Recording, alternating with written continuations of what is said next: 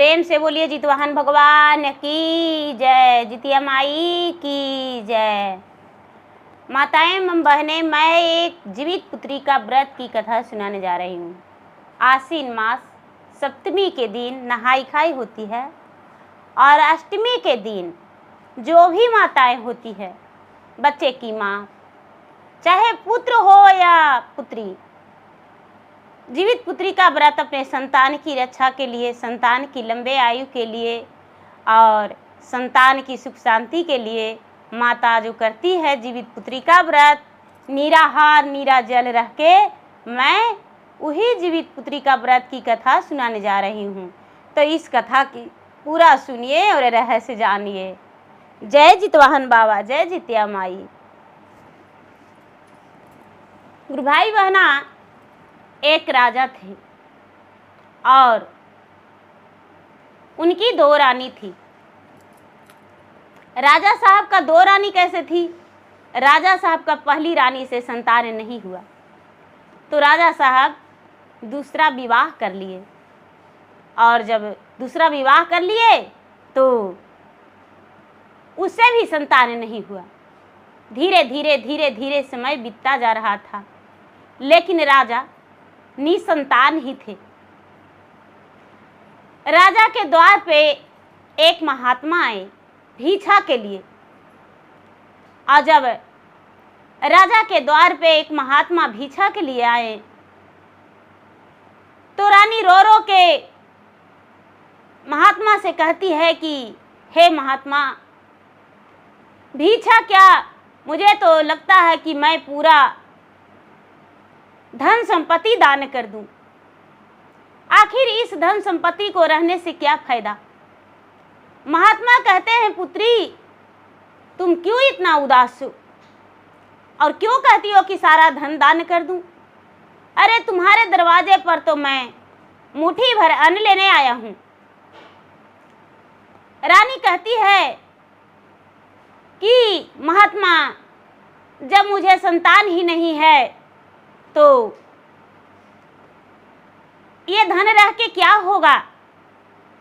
महात्मा कहते हैं कि हे पुत्री, आश्विन मास कृष्ण पक्ष अष्टमी के दिन जीवित पुत्री का व्रत की जाती है और तुम संतान की प्राप्ति के लिए जीवित पुत्री का व्रत कर सकती हो। ज्यादा नहीं, 3 वर्ष करके देखो, यदि हो सकता है कि तुम्हें संतान की प्राप्ति हो जाए।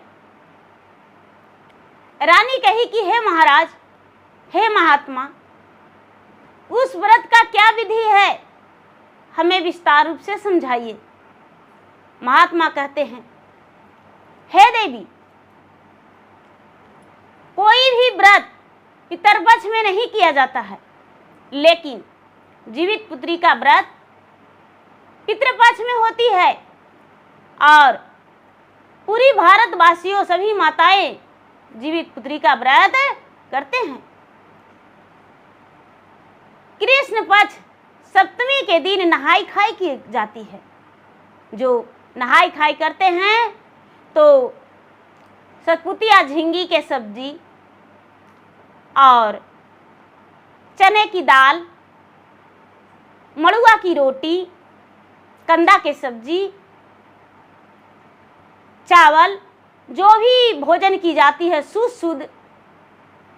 रसोई घर में कोई तामसी भोजन नहीं बनाई जाती है और बड़े प्रेम पूर्वक भिखारी को कुछ अन्न देकर सीधा दान करके नहाई खाई करके अष्टमी के दिन, कृष्ण पक्ष अष्टमी, आश्विन मास अष्टमी, आश्विन मास अष्टमी के दिन निराहार नीरा जल व्रत रहते हैं और व्रत करके जो दतवन भी नहीं करते हैं, स्नान करके जितवाहन देवता का किसी नदी में, तालाब में, या तो सुविधा अनुसार ना हो तो घर पर ही कुएं कल पर नहा के और जितवाहन भगवान का कुश के प्रतिमा बना के पूजा की जाती है। और पूजा करके जितवाहन भगवान की कथा सुनते हैं और कथा सुन के भगवान का ध्यान लगा के अपना रात्रि में चाहे तो मन हो तो जागरण करे, अष्टमी जागरण, या तो सो जाए। नवमी का शुभ मुहूर्त सुगई किराई और नुनिया साग की पत्ते, अरवा चावल, खीरा का बिच्चा मुख में लेकर गाय का दूध से पारण करे। रानी बोली, हे महाराज, जब ऐसी बात है तो हम अवश्य ही ये व्रत को करेंगे और इस व्रत को करके भी अपना हम देख लेंगे कि भगवान यदि मुझे संतान दे दे। महात्मा जो है, महात्मा भीछा लेकर चले गए। दोनों रानी आश्विन मास की इंतजार करने लगी। आश्विन मास आया। जब आश्विन मास आया तो दोनों रानी सप्तमी के दिन जब पितरपक्ष हेला, तो जिस दिन पितरपक्ष शुरू हुआ उसी दिन से जितवाहन भगवान का कथा रानी सुनने लगी। और जो भी माताएं एवं बहनें पितरपक्ष में, जब पितरपक्ष शुरू होता है, आश्विन का महीना शुरू होता है, तो भगवान जितवाहन देवता का कथा जरूरी सुनना चाहिए। इससे पुत्र या पुत्री हो, संतान की स्वास्थ्य की रक्षा होती है, संतान की दीर्घायु होती है और संतान का लंबी उम्र जो कहते हैं, दीर्घायु मतलब लंबी उम्र होती है और उनका कोई शरीर में क्लेश नहीं होता है। तो रानी प्रतिदिन कथा सुनने लगी। सप्तमी के दिन सभी सहेलियों के साथ नदी में स्नान करने गई। सभी लोग कहने लगे, रानी साहब आपका तो संतान है ये नहीं है, तो आप क्यों जा रहे हैं नदी में स्नान करने? रानी बोली, हम भी जीवित पुत्री का व्रत करेंगे। सब लोग हंसते बिहसते गए, नदी में स्नान किए, नहाई खाई किए और नहाई खाई करके स्नान करके अपने पितरों को पानी दिए, पूर्वज को पानी दिए और नहाई खाए बड़े प्रेम से किए। अष्टमी के दिन उपवास रह गई।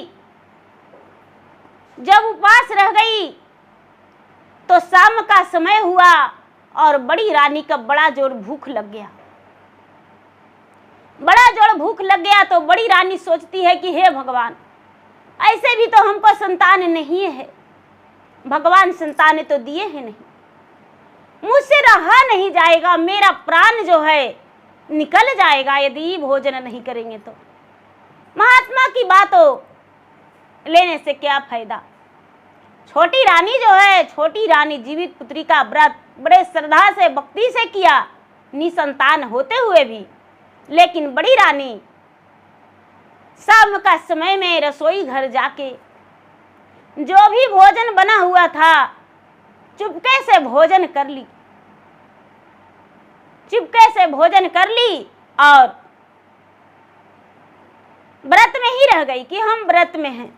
सवेरा हुआ, अष्टमी के दिन रानी भोजन कर ली। बड़ी रानी, छोटी रानी उपवास रह गई, नदी में सबके साथ स्नान करने गई, व्रत पूजा भी की, जितवाहन भगवान के कथा कहानी सब सुनी।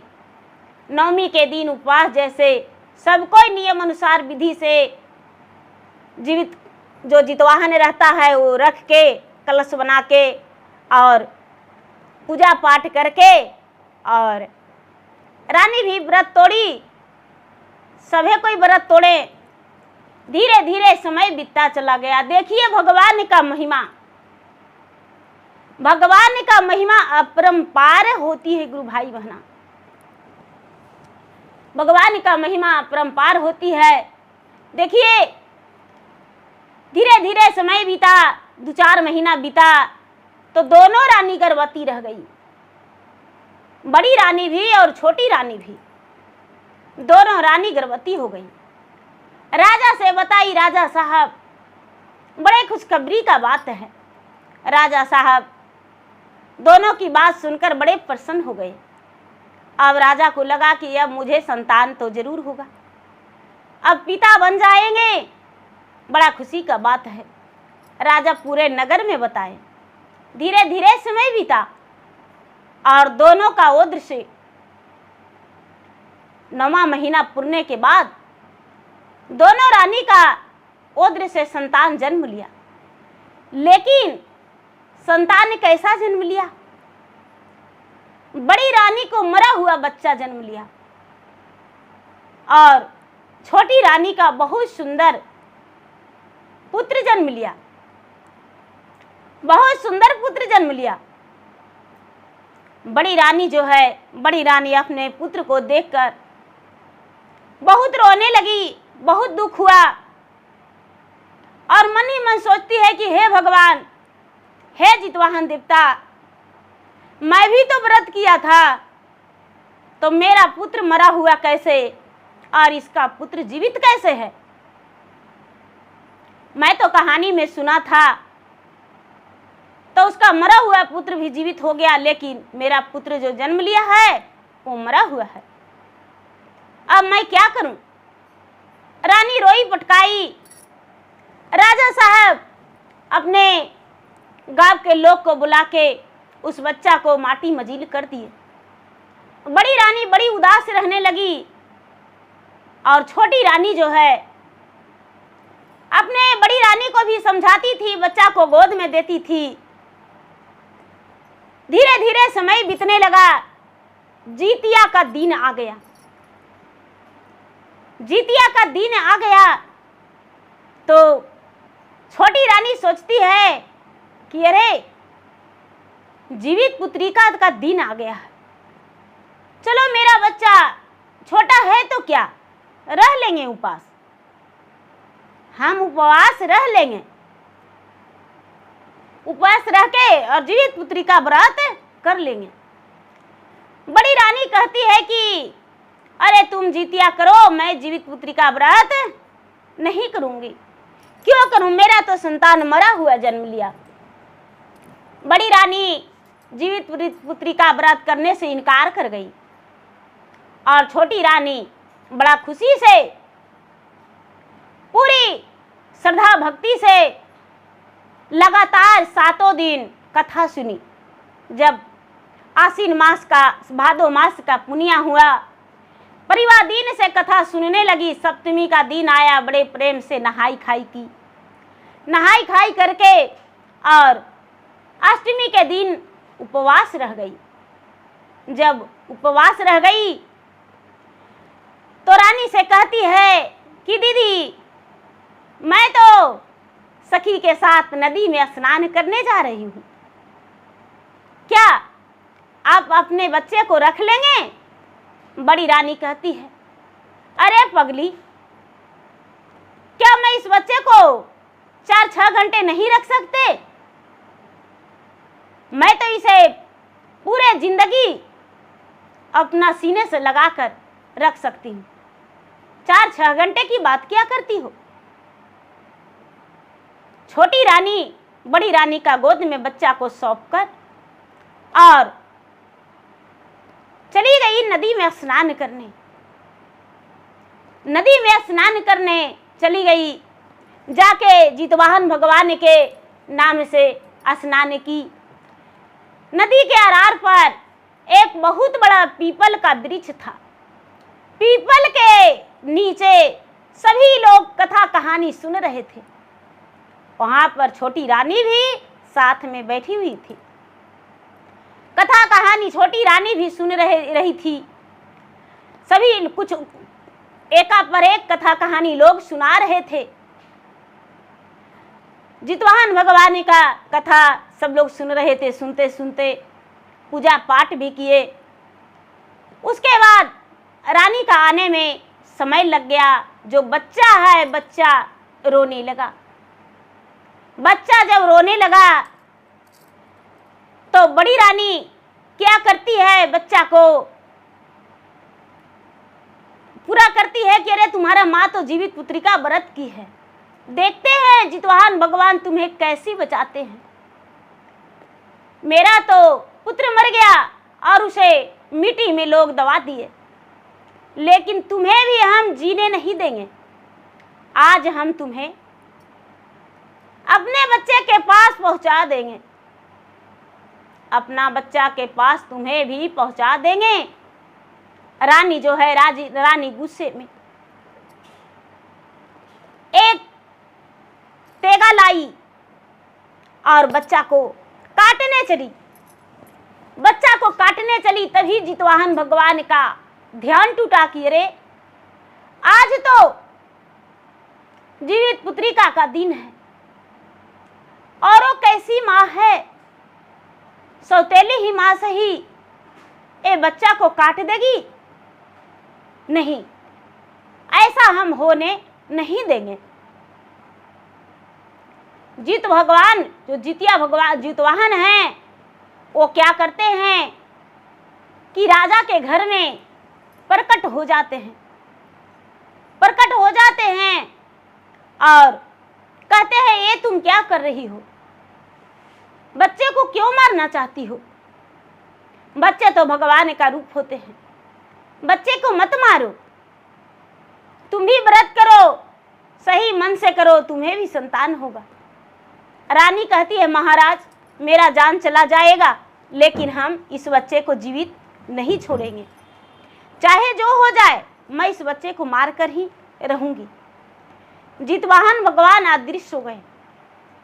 जितवाहन भगवान कहते हैं तो हम भी देखते हैं इस बच्चे को कैसे मारकर तुम फेंक देती हो। क्या करती है उसकी बड़ी माँ, बच्चे की बड़ी माँ बच्चा के काट के आंगन में जमीन खोद के और बच्चा को दबा देती है मिट्टी में, और चुपचाप दरवाजे पर बैठ जाती है। जो छोटी रानी है, छोटी रानी पूजा पाठ करके शाम में आई, राजा भी कचहरी से शाम में आए। छोटी रानी कहती है कि दीदी आप उदास बैठे हुए हैं, मेरा बच्चा कहाँ है? बड़ी रानी कहती है कि अरे तेरा बच्चा को किसी पड़ोसन के मैं दे दिया हूं, तेरे पास दूध पिलाने लेकर गया था। जो बड़ी रानी है गुस्से में ऐसा बोली, तुमने तो 10 घंटा बिता दिया, भला तुम्हारे जैसा और कोई जीवित पुत्री का व्रत नहीं किए हैं? कितना रो रहा था, छोटा बच्चा था, मैं पड़ोसन को दे दिया, तुम्हारे पास ले गया होगा नहीं? छोटी रानी कहती है नहीं दीदी मेरे पास तो बच्चा नहीं गया था, मेरे पास बच्चा नहीं गया था। अब छोटी रानी छटपट हो गई, घर के अंदर आई और जितवाहन भगवान के हाथ जोड़ के ध्यान लगा दी। हे जितवाहन भगवान, सभी लोग जीवित पुत्री का व्रत करते हैं अपने संतान की लंबी आयु के लिए, हम भी तो वही जीवित पुत्री का व्रत किया हूँ अपनी संतान की लंबी आयु के लिए। लेकिन हे महाराज, हे भगवान, मेरा पुत्र कहाँ चला गया? हे भगवान मेरे पुत्र को लौटा दीजिए, मेरा पुत्र कहाँ चला गया? पूरी रात बीत गया लेकिन छोटी रानी का बच्चा का कोई पता अता नहीं चला। छोटी रानी कुहक के बिलक के पूरी रात रोती रह गई।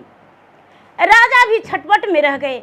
बड़ी रानी तो भोजन बना के और खा के खराटे मार के सो गई, लेकिन छोटी रानी पूरी रात जागरण, यानी चाहे तो जैसे भी, लेकिन पूरी रात जाग के रही अपने बच्चे का वियोग में।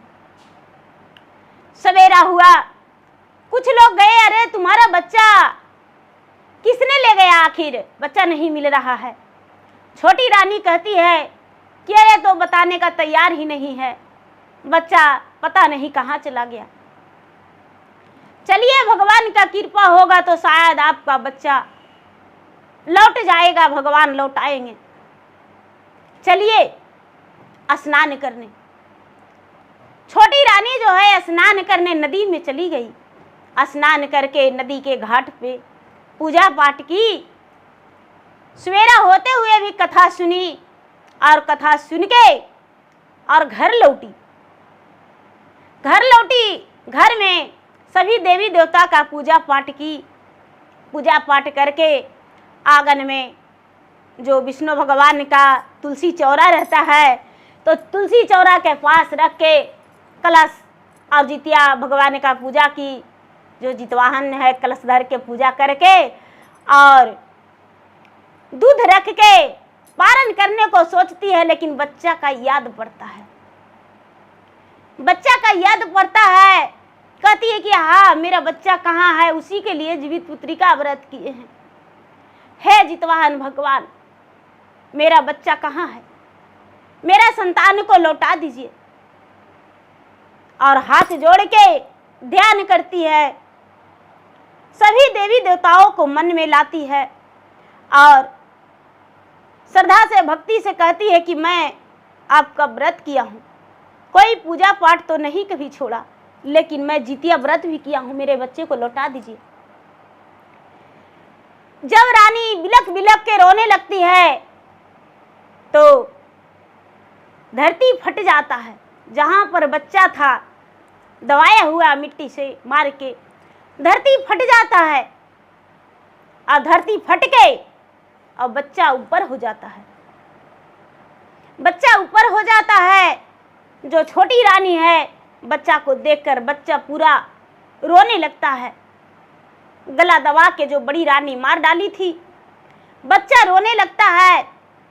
छोटी रानी गोद में लेकर बच्चा को कहती है कि अरे मेरा बच्चा जमीन के अंदर कैसे। बड़ी रानी से कहती है कि दीदी, मैं तो समझा था कि आपका पुत्र मरा हुआ जन्म लिया है, तो मैं एक बच्चे और भी जन्म दे के ये बच्चे आपका सौंप देंगे, लेकिन आपने ऐसा सिला दिए कि मेरे बच्चे को मारकर जमीन में दबा दिए। राजा साहब रानी को कहते हैं कि इस संतान के लिए कितना देवी देवता किए, कितना तीर्थ यात्रा किए, लेकिन संतान नहीं हुआ। इसी संतान के लिए कितना व्रत पूजा जग किए, लोग मुझे कितना ताना दिए, वो ताना सह के और रहे। आज जब संतान का प्राप्ति हुआ है तो आपने इस बच्चे को मारकर जमीन में दबा दिया। मेरा घर से इसी वक्त निकल जाओ। बड़ी रानी है जो अपने सवत के सामने, अपने पति के सामने हाथ जोड़ के कहती है कि मुझसे गलती हो गया, मुझसे गलती हो गया, मुझे क्षमा कर दीजिए। लेकिन राजा कहते हैं कि नहीं, क्षमा भगवान भी नहीं करेंगे, हम क्या करेंगे, हम क्षमा करने वाले में से नहीं हैं।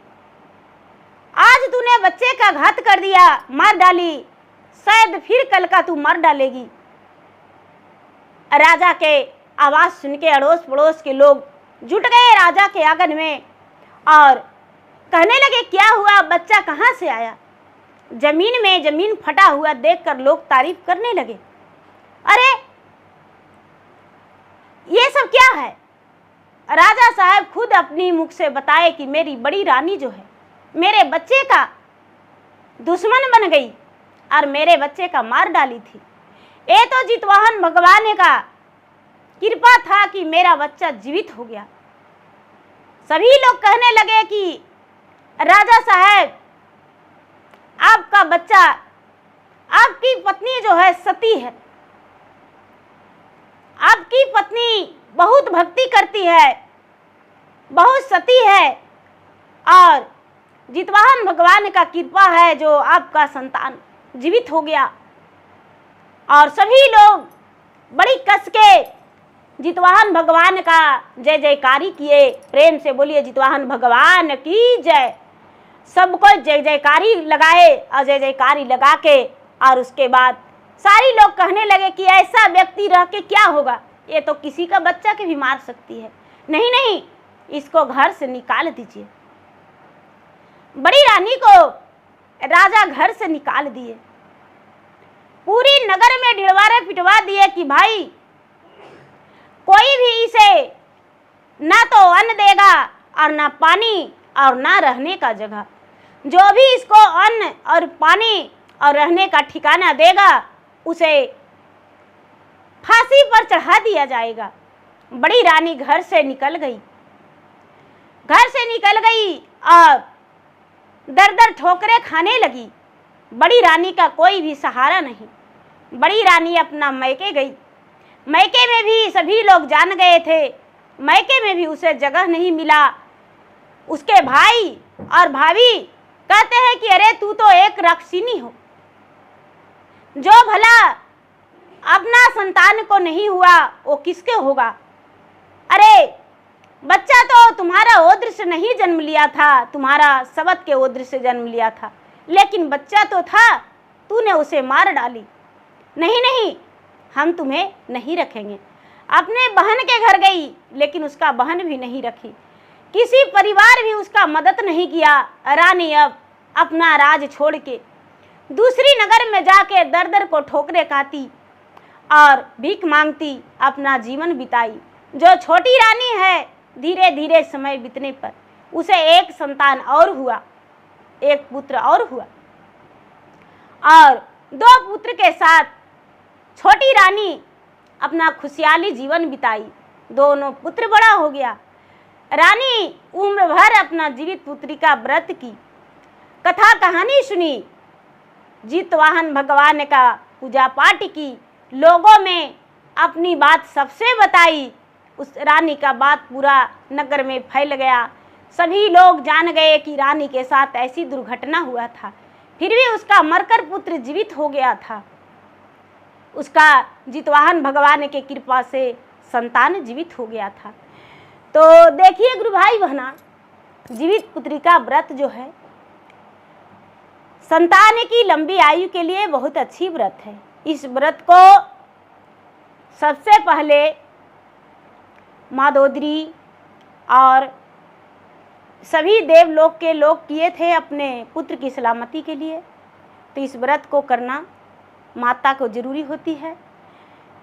तो गुरु भाई बहना, मेरा वीडियो अच्छा लगे तो मेरा वीडियो को लाइक करें, शेयर करें। चैनल पर यदि नए हैं तो चैनल का सब्सक्राइब करें, बेल आइकन घंटी को दबाएं, जो कि मेरा वीडियो का नोटिफिकेशन सबसे पहले आपके पास जाए, आप मेरा वीडियो सुन सके। कमेंट बॉक्स में जय जितवाहन बाबा जरूर लिखें। धन्यवाद।